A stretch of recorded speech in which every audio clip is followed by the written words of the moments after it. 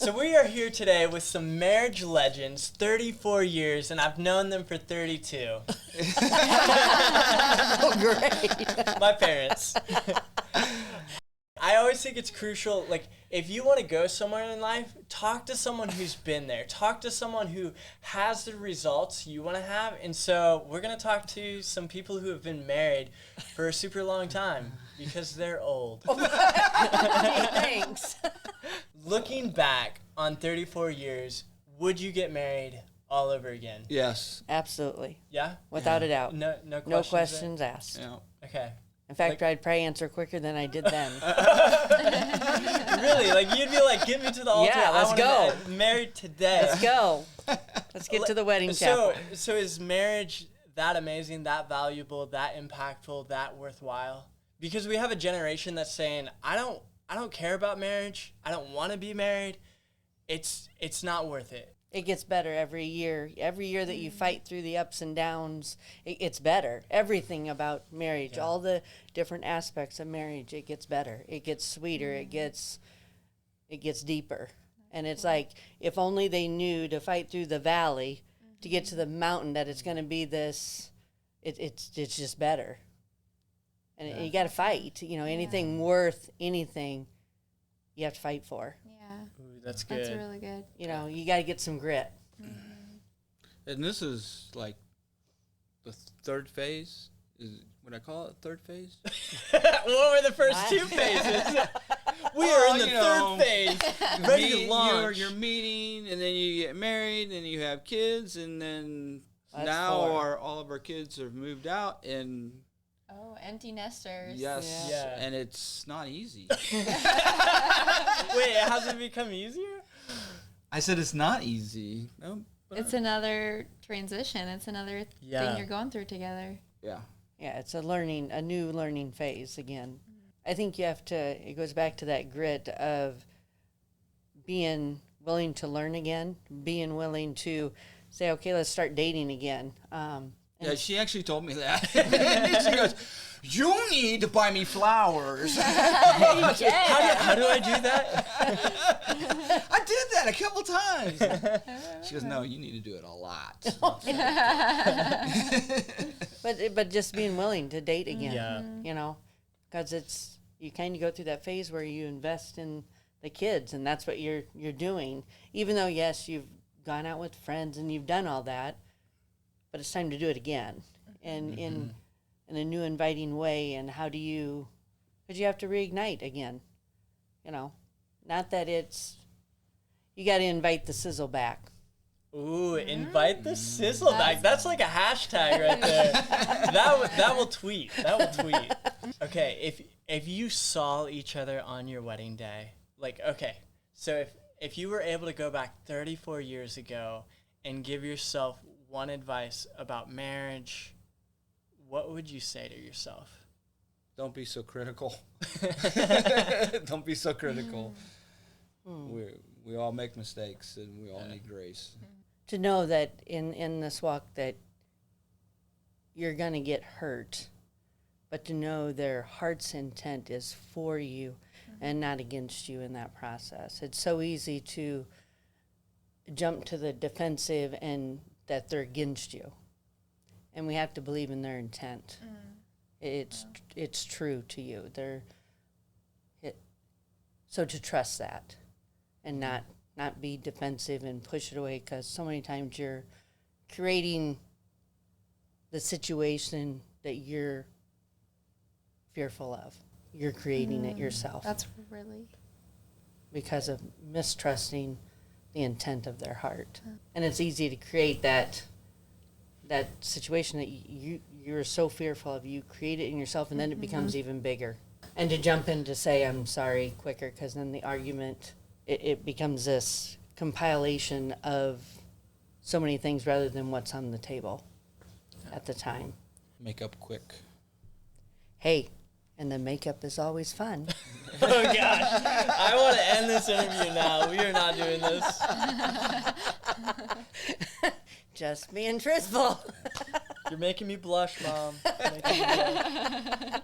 So what would be your guys' advice to a couple that are married with kids a couple that's married, not with kids yet, and somebody who's not married yet?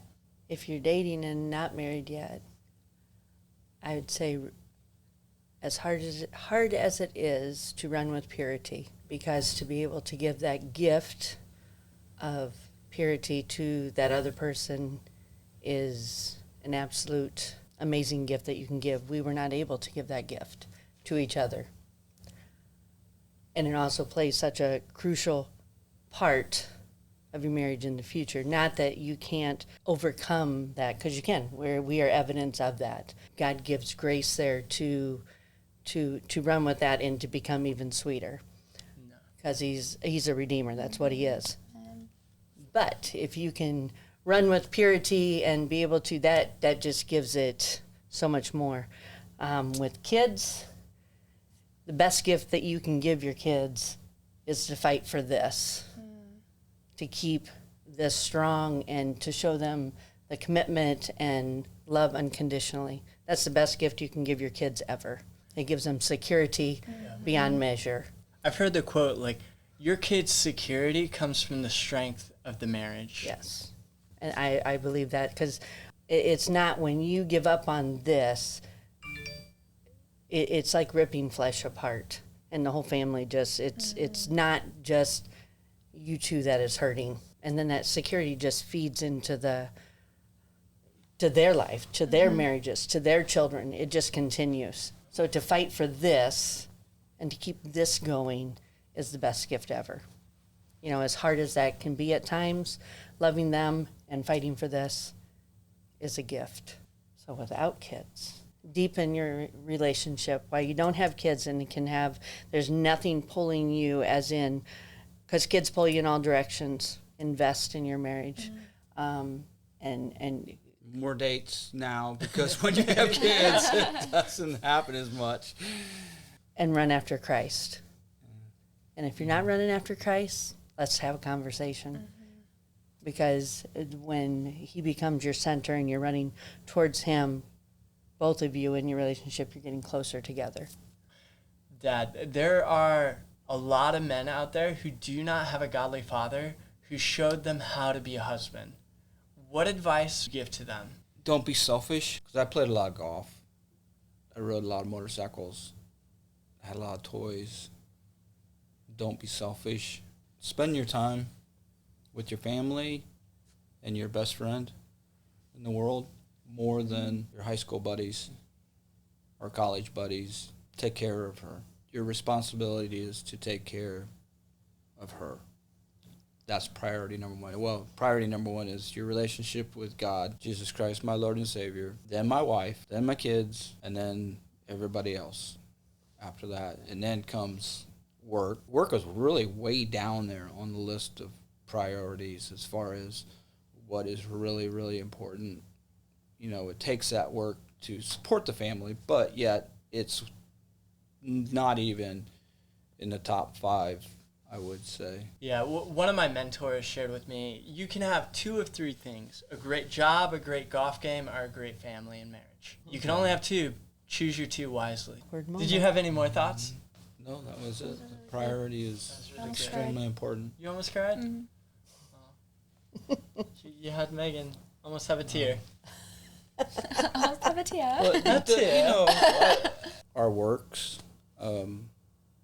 Jesus died on the cross for our salvation. We do not have to work for our salvation, but we do work because of our salvation. Does that make sense? It's a response. It's a response to that salvation. Well, in men, it's innate that we want to be providers and protectors, but often this leads us to a place of working for love instead of working from love. Otherwise, it puts undue stress on the marriage, and that can't be there. That can't. What would you say to ladies who don't have a godly mother in their life, how to be a great wife? Learn to respect. That's probably a lost ideal of respecting your husband, and that's, I have seen through the span of 34 years, because I was one that would yell at first and demand different things, and it doesn't work. It deflates their strongest desire. If they had to pick between respect and love, they're gonna pick respect. And if you show them, they love well back. So I'd say in anything and everything, speaking, because you can disagree with respecting. It doesn't. You don't have to demean and tear down in a disagreement. You can talk and respect in that, and he will love back well. They don't do it naturally. We are commanded to respect because we don't do it naturally. And in that, when we draw into that, it just creates this beautiful thing. And if you recognize that quicker, you get off that crazy cycle. If you jump off and you say, I'm sorry, I love and respect you, can we sit down and talk about this? So I think everyone wants a marriage where the husband is strong and the wife shines. I've seen some marriages, though, where the husband is demeaned or the wife is demeaned, and I think it comes from a place, like you were saying, where the husband's not loving the wife and she just withers. Mm-hmm. Or the wife doesn't respect her husband and he just crumbles. Mm-hmm. And so having a marriage where love and respect flow unconditionally, man, it breathes so much life. Mm-hmm.